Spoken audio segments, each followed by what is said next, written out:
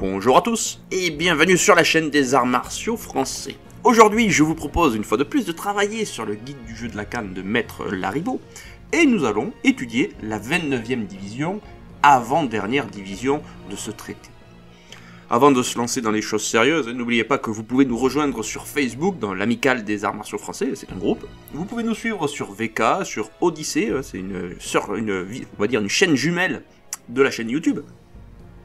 Vous pouvez nous suivre aussi sur Instagram, et si jamais vous souhaitez apprendre les arts martiaux français tout en m'aidant financièrement, vous pouvez souscrire à ma chaîne privée Patreon Le Martialiste, que vous trouverez en description de la vidéo. Revenons maintenant à nos moutons, et allons étudier un petit peu cette 29e division qui nous apporte des petites choses intéressantes. Allez, c'est parti.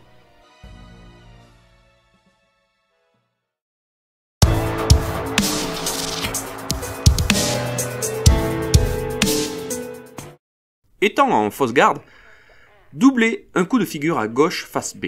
Portez le pied droit en avant et saisir de la main gauche le petit bout de la canne dans la pose indiquée planche numéro 36. Portez la main droite sur la poitrine et la gauche en arrière. De ce point, frappez un coup de bout volant en lâchant la main droite. Alors là, nous avons affaire à une énigme, une des énigmes de Maître Jean Lariboe. Quelle est la trajectoire du coup de bout volant?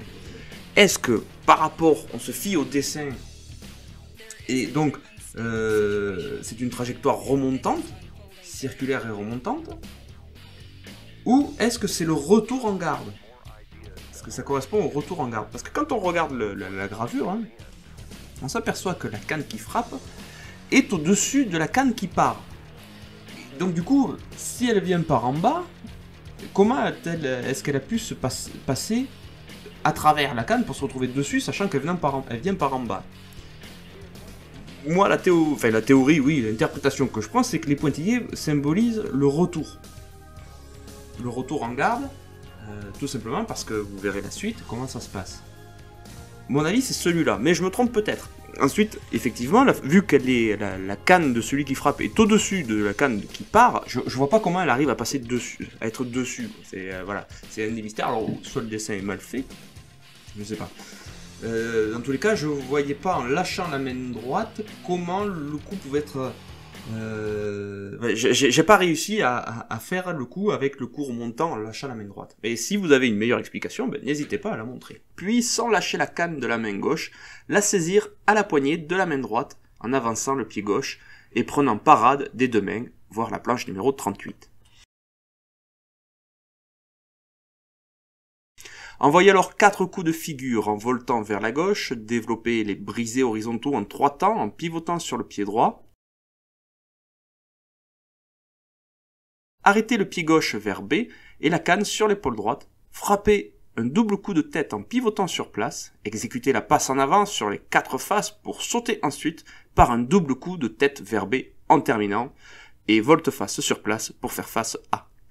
Reprendre la même série de mouvements pour revenir au point de départ A, faisant face B.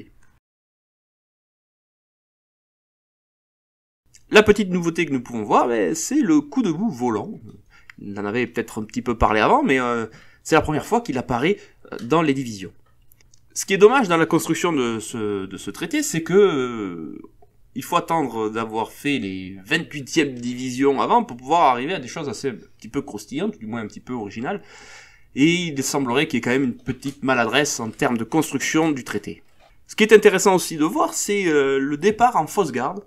Fausse garde ne veut pas dire mauvaise garde, c'est une garde qui est différente. Elle permet de faire d'autres choses, notamment de gagner un peu plus de distance en avançant, en faisant passer la jambe arrière devant et revenir en vraie garde.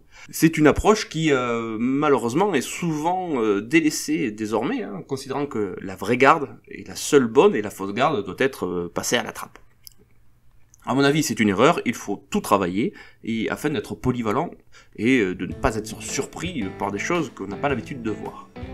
Mais maintenant c'est la fin de cet épisode, il ne vous reste plus qu'une seule chose à faire, hein, c'est de travailler sur cette 29e division de Maître Lariboe. Le prochain épisode sera la dernière division, et on va dire que nous aurons fait un gros morceau. Allez, à la prochaine!